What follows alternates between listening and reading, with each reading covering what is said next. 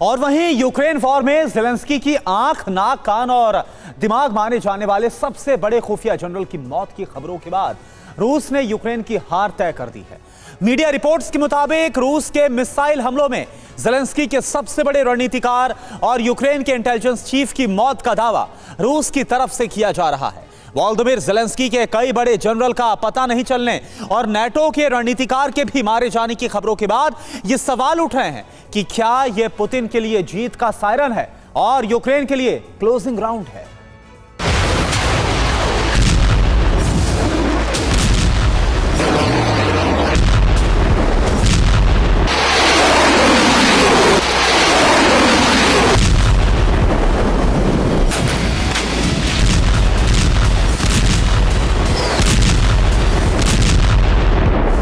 क्या पुतिन ने ले लिया क्रेमलिन अटैक का बदला?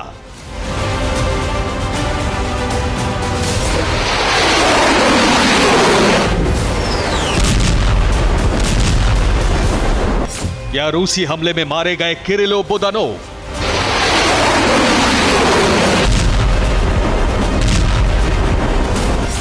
क्या यूक्रेन के इंटेलिजेंस चीफ का चैप्टर हुआ क्लोज? या बुदानोव की मौत का मतलब यूक्रेन की हार?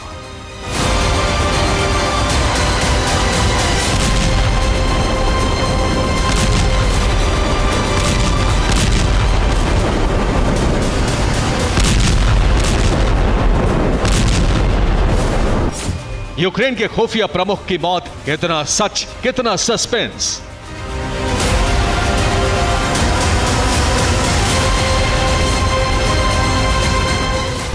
यूक्रेन के इंटेलिजेंस चीफ बुदानोव की मौत की खबर को रूस अपने लिए बड़ी जीत बता रहा है। तो क्या युद्ध में यूक्रेन का खेल खत्म हो चुका है?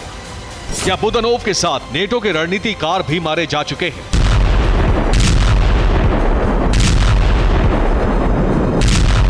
आखिर रूसी मीडिया के हवाले से ये दावे क्यों किए जा रहे हैं कि यूक्रेन अपने खुफिया चीफ की मौत की खबरों को छिपा रहा है ताकि उसके सैनिकों का हौसला न टूटे? रूसी मीडिया के हवाले से दावा किया जा रहा है कि यूक्रेन के इंटेलिजेंस चीफ बुदानोव की मौत एक अंडरग्राउंड बंकर में अटैक के दौरान हो गई।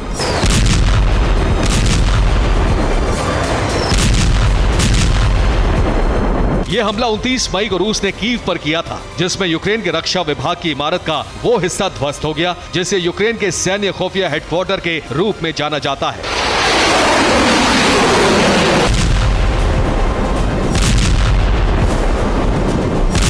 उनतीस मई को इसी हमले से शुरू हुआ यूक्रेन रूस की जंग का वो दौर जिसे मर्डर फेज कहा जाने लगा।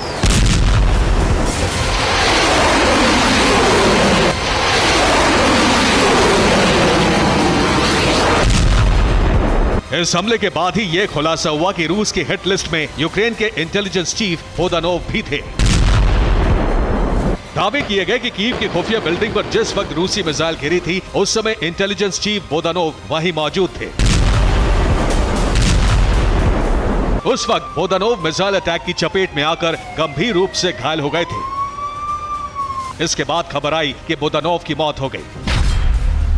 इसी खबर के बाद रूस के टॉप लीडर्स के नाम यूक्रेन के हिट लिस्ट में दर्ज होने की जानकारी बाहर आई। अब सवाल उठ रहे हैं कि क्या यूक्रेन की डिफेंस बिल्डिंग पर रूस का मिसाइल अटैक पहले से तय था? क्या रूस ने प्लानिंग के तहत यूक्रेन के इंटेलिजेंस चीफ बुदानोव को टारगेट किया? क्या वाकई रूसी अटैक में बुदानोव की मौत हो चुकी है? ये सवाल इसलिए उठ रहे हैं क्योंकि रूसी मीडिया के हवाले से जो दावे किए जा रहे हैं वो चौंकाने वाले हैं। यूक्रेन के दो बड़े जनरल का अता पता नहीं है। यूक्रेन के इंटेलिजेंस चीफ बुदानोव जून की शुरुआत से ही गायब हैं। यूक्रेन के commander in chief general Valery पर भी सस्पेंस बना हुआ है। रूसी हमलों में जनरल वालेरी के घायल होने की खबर है। यूक्रेन के इंटेलिजेंस चीफ बुदानोव का पता लगाने के लिए यूक्रेन की सरकार जुटी हुई है। रूसी सूत्रों ने दावा किया है कि बुदानोव को यूक्रेन के सैन्य खुफिया मुख्यालय पर टारगेटेड हमले के बाद कोमा में छोड़ दिया गया था, जिसके बाद उनकी मौत हो गई। उधर यूक्रेन का मानना है कि बुदानोव अभी जीवित है। रूसी मीडिया ने उनकी मौत की अफवाह जानबूझकर फैलाई है। यूक्रेन का मानना है कि रूसी मीडिया ऐसी खबरें फैलाकर यूक्रेन के सैनिकों का मनोबल तोड़ना चाहती है। द टेलीग्राफ के हवाले से भी ये दावा किया गया है कि यूक्रेन के खुफिया प्रमुख बुदानोव के सहयोगियों ने उनके जीवित और स्वस्थ होने की जानकारी दी है। लेकिन इस दावे के समर्थन में यूक्रेन की तरफ से कोई पुख्ता सबूत अभी तक पेश नहीं किया गया है। ऐसे में बुदानोव की मौत को रूस अपने लिए बड़ी जीत की तरह पेश कर रहा है।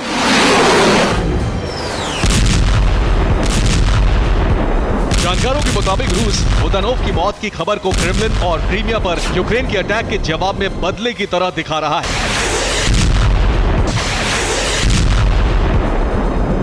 मीडिया रिपोर्ट्स के मुताबिक माना जा रहा है कि रूसी जमीन पर हुए बड़े बड़े हमलों के पीछे बुदानोव का ही हाथ था, जिसमें क्रीमिया ब्रिज से लेकर क्रेमलिन अटैक के साथ साथ मकारोवा और मॉस्कोवा हमला भी शामिल था। बुदानोव यूक्रेन के रक्षा मंत्री भी बनाए जाने वाले थे। यूक्रेन के सबसे बड़े खुफिया अफसर बुदानोव यूक्रेन की सैन्य रणनीति को भी तय करते रहे हैं और उसके साथ ही यूक्रेन के हर सीक्रेट ऑपरेशन को वो लीड करते रहे हैं। उनकी मौत पर सस्पेंस बना हुआ है। सवाल है कि अपने सबसे बड़े इंटेलिजेंस अफसर और रणनीतिकार की मौत की खबरों से यूक्रेन अभी तक पर्दा क्यों नहीं उठा पाया है। Bureau report, TV9 Bharatvarsh.